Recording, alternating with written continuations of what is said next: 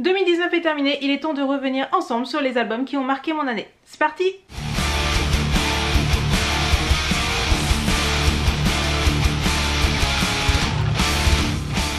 Bonjour à toutes et à tous et bienvenue pour cette nouvelle vidéo sur Blood is the New Black. Ceci est la première vidéo de l'année 2020, donc j'en profite pour vous souhaiter une bonne et heureuse année pleine d'argent, de santé et de tout ce que vous voulez. Je ferai peut-être une vidéo bilan personnel de l'année 2019 mais je n'avais pas la foi là aujourd'hui ce matin. Nous allons plutôt parler tout simplement des albums qui ont marqué mon année 2019. Comme vous l'avez peut-être remarqué, je n'ai quasiment pas fait de point culture depuis que je suis rentrée et surtout depuis que j'ai ouvert mon salon. Pour une raison très simple, ce sont des vidéos qui me demandent du temps, d'une part pour réfléchir à évidemment ordonner les choses, qu'est-ce que je mets dans un top, etc. mais aussi qui me demandent du temps au montage. Du coup, on va rattraper ça et on va parler globalement des albums qui ont marqué mon année 2019. Pour certains, vous les avez déjà vus passer dans mes points culture du début d'année.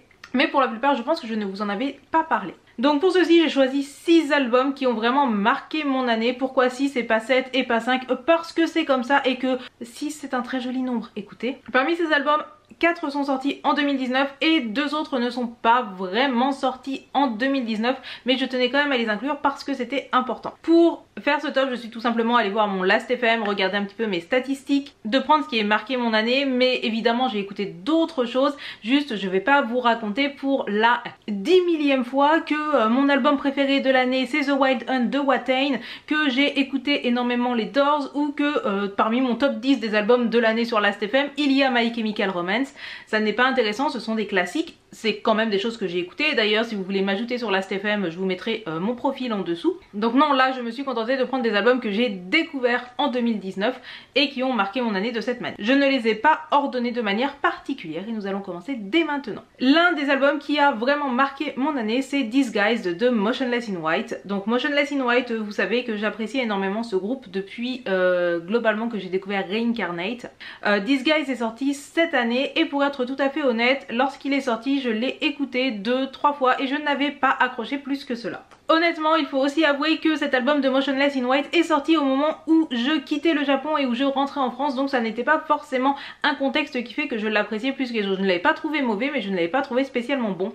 Et puis, il n'y a pas si longtemps, le clip de Afterlife est sorti. Et ce clip est tellement magnifique que je l'ai regardé une quinzaine de fois en 3 jours, hein, évidemment. Et surtout, je me suis intéressée aux paroles, que j'ai trouvées très belles. Alors, bon, les paroles, hein, on va être honnête, hein, c'est des paroles qu'aurait pu être écrites par une goth de 15 ans à Saint-Julien-sur-Cher. Mais c'est aussi pour cela qu'on aime Motionless in White, parce qu'il y a un côté certes un peu cheesy, mais que j'apprécie et qui fonctionne extrêmement bien avec moi. Disguised ne révolutionne pas totalement le groupe, hein. On retrouve exactement ce qu'on recherche dans du Motionless in White, mais certains morceaux sont vraiment excellents et Afterlife en fait partie. Si vous n'aimez pas du tout Motionless in White, vous n'aimerez pas Disguised, mais si vous aimez Motionless in White et peut-être que vous êtes passé à côté de cet album, je vous conseille de le réécouter, d'aller regarder le clip de Afterlife et vous m'en direz des nouvelles. Et je suis évidemment très deg de ne pas avoir pu aller voir Motionless in White à Paris, puisque ils sont passés le jour où la grève commençait et autant aller à Paris, faire du covoit, etc. j'ai pas de soucis, mais quand il y a la grève, etc. j'ai préféré la jouer sécure. J'espère juste qu'ils passeront au Hellfest ou qu'ils repasseront en France très prochainement.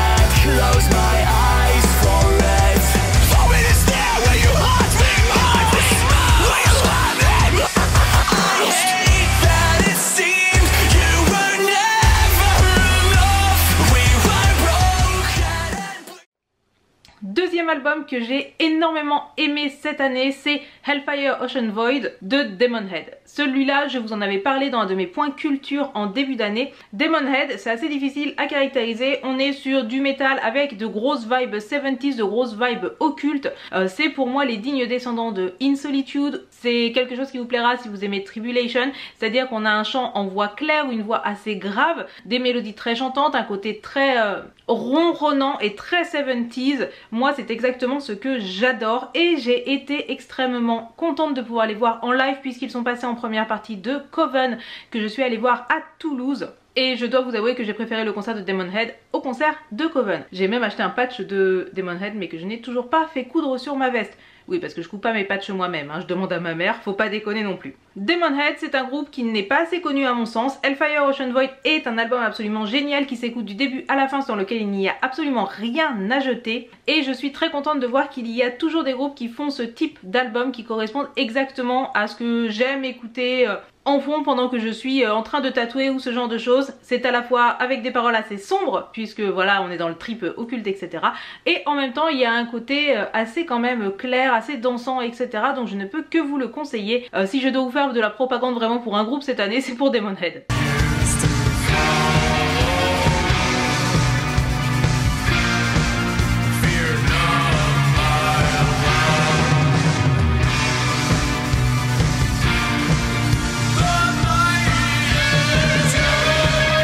Autre album qui a extrêmement marqué mon année, c'est le premier album de Gals Weird, Ghost Invited. Gals Weird, c'est donc le nouveau projet de Gal. Ce premier album, Ghost Invited, c'est 8 pistes qui sont absolument parfaites, qui s'écoutent là encore d'une seule traite. On retrouve la voix de Gal qui sait être à la fois effrayante, parfois très douce, etc. On a des côtés parfois très chamaniques qui rappellent forcément des choses comme Wardruna sur notamment l'excellent morceau Carving Voices. Gal a réussi à produire là une ambiance absolument géniale. Je ne vais pas dire que c'est un vent de fraîcheur dans le black metal, mais un peu quand même. C'est un album que je n'attendais pas du tout, que j'ai juste vu débouler sur le Spotify et que j'ai adoré, que j'ai écouté en boucle. Je crois que c'est genre le 5e album que j'ai le plus écouté cette année. J'ai eu la chance de voir Gals Weird 2 fois, une première fois au Motocultor. D'ailleurs, je vous en parlais dans ma vidéo report du Motoc qui sera en barre d'infos si vous ne l'avez pas encore vu. Le seul problème, c'est que ce concert au Motoc a malheureusement été avorté pour des raisons de pluie. Apparemment, le Motocultor n'avait pas prévu le fait qu'en Bretagne il pouvait pleuvoir et donc la scène n'était pas vraiment bien protégée de la pluie. Et je suis ensuite retournée voir Gals Weird lors du concert qu'ils ont fait avec Mayhem quelque part en novembre à Paris et c'était absolument génial. Évidemment bon, en live Gal joue aussi des morceaux de ses anciens groupes, mais j'y allais surtout pour Gals Weird. J'apprécie le côté parfois tripesque, le côté parfois chamanique, j'apprécie à la fois les côtés parfois rock de cette musique tout en gardant un côté très black. Gals Weird, c'est vraiment un album que je vous conseille. Si vous êtes passé à côté, eh bien il est temps d'y remédier dès maintenant.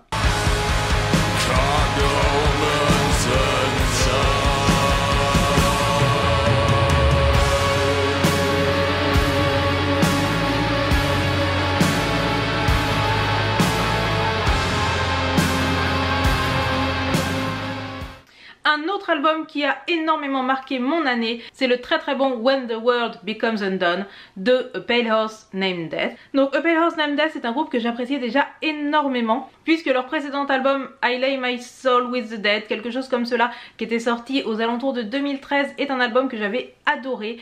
Il s'agit d'un groupe qui est formé à partir d'anciens membres de Type O Negative notamment. On retrouve donc le côté très Type O dans la musique de Pale Horse Named Death. On retrouve ce côté très gothique, ce côté aussi très sensuel. Alors effectivement hein, c'est pas Peter Steele qui chante hein, pour des raisons évidentes, mais pour moi ce sont un petit peu les dignes descendants de Type O. Il y a ce côté clairement goth en termes de mélodie avec un tempo qui est souvent assez long, une voix qui est très grave, très sensuelle, très sexy aussi. Donc cet album, When the World Becomes Undone, est un album qui est vraiment ce que j'attends d'un groupe de gothique doom metal en 2019.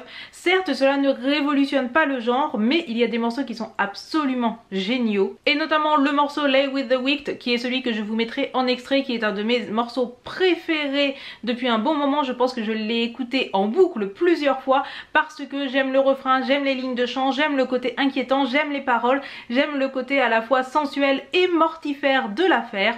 Dans tous les cas, si vous aimez Type O Negative, si vous aimez le gothic metal, si vous aimez le doom, eh bien je vous conseille de jeter une oreille si ce n'est pas déjà fait au groupe dans son entièreté et particulièrement le dernier album qui est vraiment très très bien et que j'ai quand même pas mal poncé.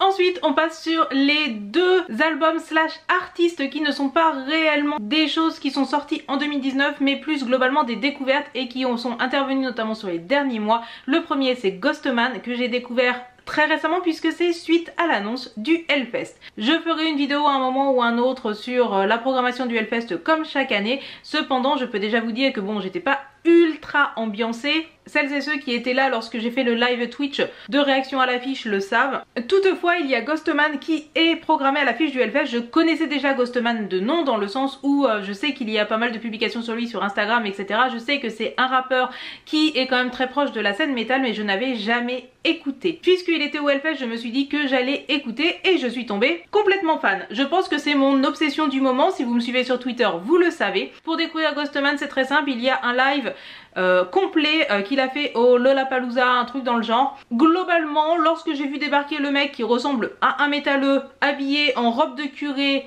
qui lui arrive au niveau du cul, en barésie et en Doc Martens, je me suis dit que c'est bon, j'étais amoureuse. Je suis assez ouverte au niveau du rap, c'est à dire que je n'en écoute pas, mais j'ai travaillé pendant plus d'1 an dans un endroit où les seules choses qui passaient dans le shop étaient du rap, donc je me suis habituée à entendre du rap et tout, et je suis moins fermée. J'apprécie certains rappeurs comme notamment tout ce qui va être Lil Peep et compagnie, puisque c'est quand même très goth dans l'approche. Ghostman mélange du chant hurlé qui pourrait être digne du black avec du rap. Alors je connais rien en rap, donc je ne saurais pas du tout vous dire machin quel courant ça vient, de quelle côte c'est, etc. Dans tous les cas je crois qu'il est de Floride, quelque chose comme cela. Donc il mélange du rap avec des choses qui sont clairement issues du métal, puisque lui-même était, je crois, guitariste dans des groupes soit de doom soit de black, avec des hurlements, des paroles qui sont très occultes et très sombres, qui traitent globalement du suicide, de la magie noire et ce genre de choses. On sent que c'est quelqu'un qui vient d'une culture métal, puisque notamment dans le live Lollapalooza, il reprend du My Chemical Romance. À ce moment-là, j'étais déjà amoureuse, mais là, c'était encore pire. Il a, je crois, 4 ou 5 albums qui sont par contre très très courts, hein. On est sur des albums qui font une trentaine de minutes pour genre 15 ou 16 morceaux à chaque fois. Certains de ces clips sont vraiment sympas. J'aime notamment beaucoup le clip de John D. C'est à la fois très inquiétant, très drôle aussi. Il y a beaucoup d'humour dans ses paroles. Ghostman, c'est vraiment un artiste qui prend tout son sens lorsque vous écoutez ou lisez les paroles. C'est quelque chose qui va globalement diviser. Je sais que sa venue au Hellfest divise déjà pas mal. Moi personnellement, je serai dans les premiers rangs au Hellfest pour aller le voir. Je crois que c'est un des concerts qui me hype le plus au Hellfest. La progrès est cool, hein, c'est juste que la plupart des choses qui m'intéressent au Hellfest, je les ai déjà vues à plusieurs reprises, alors que Ghostman je ne l'ai jamais vu, je ne l'avais jamais découvert.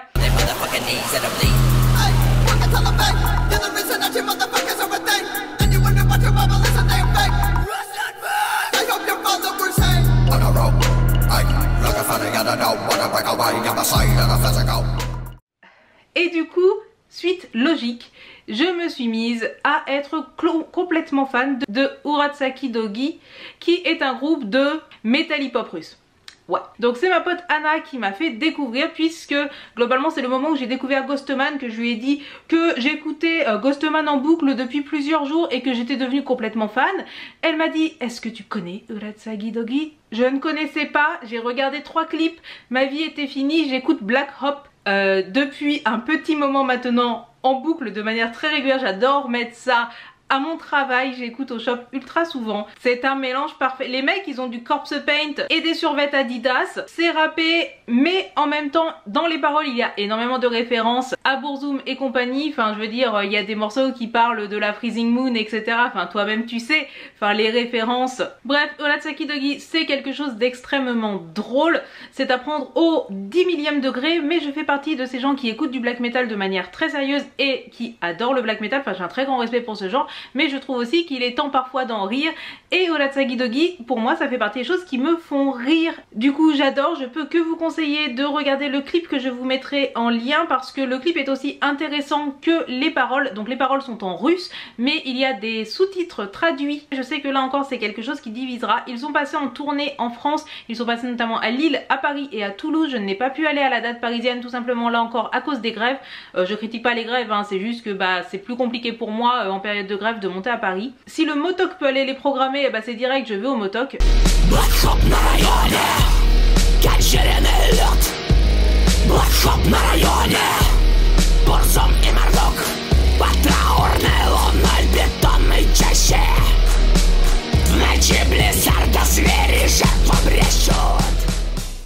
Voici qui clôt les albums qui ont marqué mon année. Vous pourrez noter l'absence de certains albums. Il y en a deux en particulier dont je voulais vous parler. Vous noterez l'absence de l'album Damon de Mayhem, même si je l'ai énormément écouté puisque je suis allée voir Mayhem en concert après. Damon de Mayhem a certains très bons morceaux, notamment les deux premiers que je trouve vraiment bons. Le reste, je trouve que c'est un gloubi-boulga. Cela ne m'a pas convaincu plus que cela. Je vais pas dire que c'est mauvais, mais je peux pas vraiment dire que c'est bon malheureusement. Je sais que je ne le réécouterai pas et que si je veux réécouter du Mayhem, eh bien j'irai écouter mes classiques. L'autre album qui ne fait pas partie de mon top, mais dont je voulais vous parler, c'est le tout dernier album de Alcest, Spiritual Instinct.